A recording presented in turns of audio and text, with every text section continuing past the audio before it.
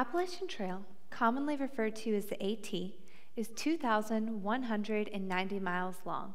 It also crosses 14 states from Georgia to Maine. It's about 3 million visitors annually, but only about 18,000 of those people have actually completed the trail since 1930. In 2017, an estimated 3,377 people attempted a through hike, but only 687 of those people completed the trail. This is about a 20% success rate, and from the success rate, we can see that the trail is very difficult, and only those who are extremely prepared and are very dedicated will be able to complete the trail. While I have only hiked 130 miles of this trail, I am not done with my journey yet. Each year, as I continue on this journey, I get one step closer to being one of the few who have completed this trail. The summer after my freshman year at Troy University, I was at home with my family and we were preparing to go on our second section hike. Let me just clarify for all of you right here at the beginning, I never wanted to go on these hikes. I had no desire to hike for 4 to 5 days, carrying a 25-pound pack, and hiking 30 to 40 miles in the middle of June. That didn't sound like any fun to me, but my father really enjoyed it, my siblings really enjoyed it, and they always looked forward to it. So since I valued spending time and making memories with them, of course, I decided to go. Anyways, while we were on the trail, we were walking along, and I had a lot of time to think and reflect on my past year at Troy.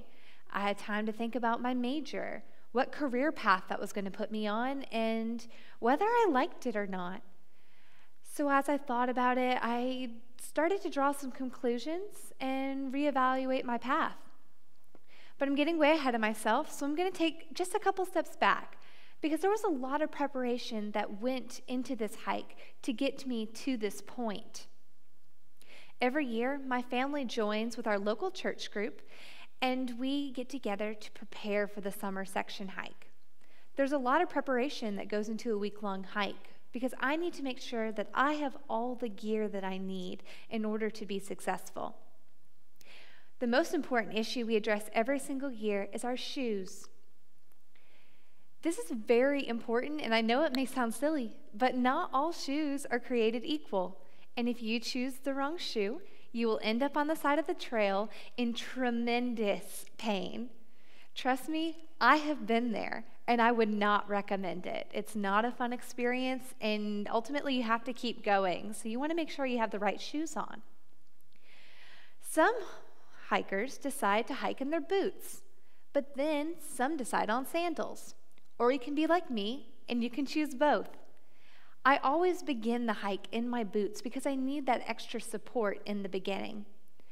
But after a few days, when I'm a little bit stronger and I have my hiking legs under me, I'm able to switch to my sandals, which provide a little bit of extra comfort, and they're lighter, so I prefer them. Regardless of which shoe I decided to pick, it was important that I made sure that they were broken in, that they were going to comfort and support my feet. It was very important that I was protecting my feet because they were going to serve as my strong foundation, and were going to make sure that I was going to be able to make it to the end of the trail. In life, we also go through processes where we build our strong foundations so that we may be able to be successful and to reach our goals. Have you ever started out on a trail and then realized that you weren't prepared? How did that make you feel? Did you feel lost or unsure of yourself? This is why it is so important that we build our strong foundations so that we can meet and reach our goals. In life, we can't always be prepared, but we can make sure that we can take steps to make sure that we have the right shoes strapped onto our feet. So like I said earlier, I was on the trail. I was thinking about my life, where it was going to put me, and where I was academically. At the time, I was a biomedical science major, and I had the hopes of becoming a dentist one day. I was doing fairly well in all my classes, but I realized I was not enjoying any of them. I've thought back on that random management class I had taken earlier that spring, and I realized that it sparked joy and passion in my heart. I loved going to class. I loved participating in the group discussion, as well as completing the project at the end of the semester, where we were asked to complete a business plan and submit it to the class. I realized that I had a joy for business and that I really, really loved it. So just as I was following these white markers that show you which way to go on the Appalachian Trail, I decided to follow the path of business, and that I would leave and watch that trail and go on that path.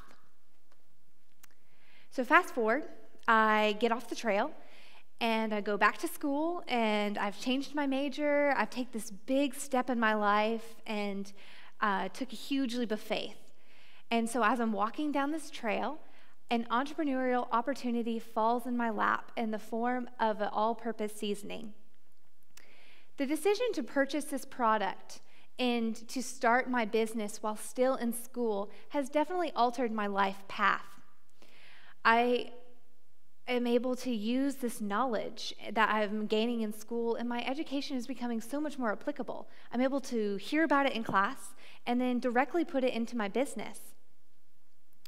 But I wasn't able to become an entrepreneur all by myself. I had assistance in the form of individuals who were able to advise and to support me.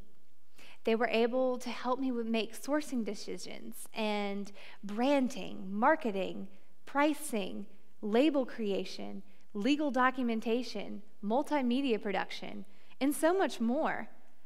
But most importantly, they were there to encourage me and to lift me up when I was unsure of myself or I was feeling overwhelmed. I am eternally grateful for all these individuals and the role that they have played in my business journey. I only hope that as I continue down this path, that I would also be able to leave markers that would mark the way and help those who come behind me and point them in the right direction as well.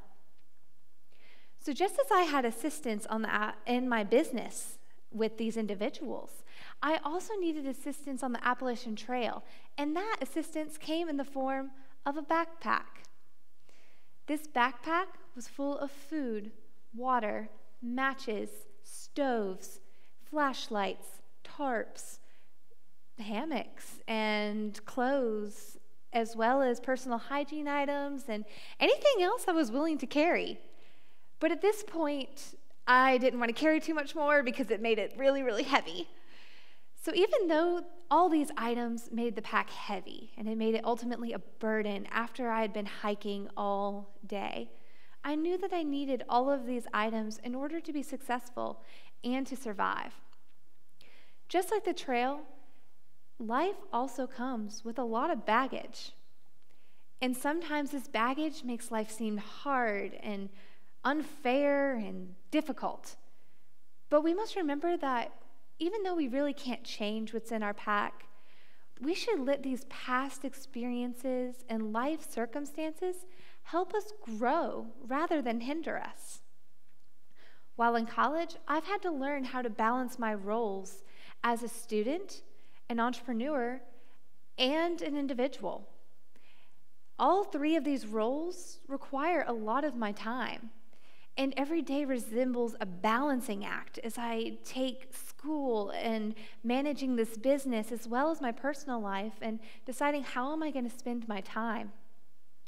As a student, I make it my number one priority to do well on all of my assignments as well as perform well on exams so that I can retain the most amount of information possible and attain the best grade. As a business owner, I'm always on the lookout for new people whom I can network with, and ways that I can market and sell my product. And as an individual, I have a lovely fiance, but he attends another university, and I have to take time and prioritize my schedule so that I can fully pour myself into that long-distance relationship. All of these roles that are in my life's backpack are not necessarily difficult by themselves, But when they're put together, they kind of resemble a balancing act. And sometimes this causes me to struggle.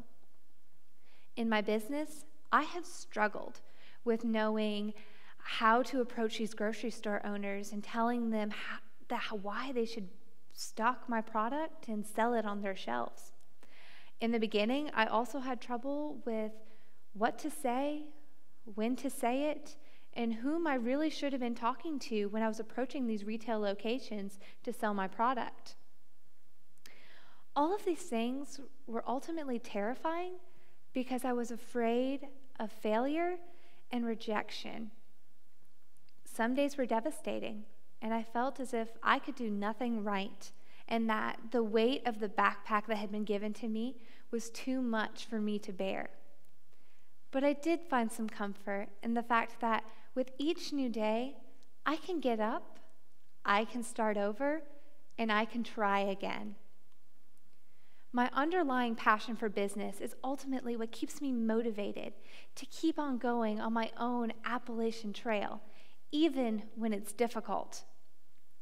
With the encouragement of my family and friends, I was able to overcome a lot of these fears and achieve the goals that I had set for myself.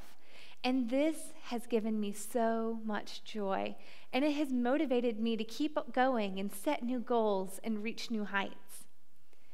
I've experienced this same kind of joy in the face of difficulty many times on the Appalachian Trail as well.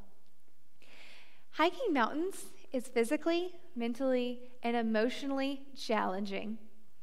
For example, this past summer, we decided that we were going to hike 10 more miles than usual. So when we would normally hike 4 days, and we take those 4 days to hike 30 miles, this year we were going to hike 40 miles, and we were going to do that in 5 days. At the beginning, I didn't think this was going to be a big deal, and I wasn't too worried about it. But lo and behold, by about noon on the 4th day, we had hiked 30 miles, and I had realized that I had 10 more miles ahead of me, and I found myself sitting by the creek on the verge of an emotional breakdown. As I sat by that creek, I started to cry as I thought about the 10 miles I still had ahead of me. I was physically, mentally, and emotionally drained, and I desperately wanted this hike to be over. If it wasn't for the encouragement from my family and just them kind of telling me, Avalon, you've got this. We got this 1 more mile. You can do it. And, bribing me with cookies so that I could get to the next mile and get up the next mountain. If they hadn't done that for me, I probably could be found next to that creek still with no motivation to get up, to keep going, and to hike out. So for me, hiking the Appalachian Trail is difficult, but the view from the top is always worth it. You can get to the top and you can just marvel at how beautiful it is, and you feel accomplished in the fact that you hiked to the top of this mountain and you get ready for the next one. So that brings me to the next point of my favorite part of getting to the top is taking a break. I really enjoy getting to the top, taking off my pack, getting a snack, grabbing some water, and preparing for the next mountain that's ahead of us. I'm very grateful for my time on the Appalachian Trail because I realized that if I hadn't gone, I probably wouldn't be who I am today or where I am today. So now the real question is, what does your Appalachian Trail look like? Are you on a short hike with a short-term goal? Or are you on a path to complete the entire trail that you have set out for your life? Whatever it is, take it one step at a time, and you will be amazed at what you accomplish. Thank you.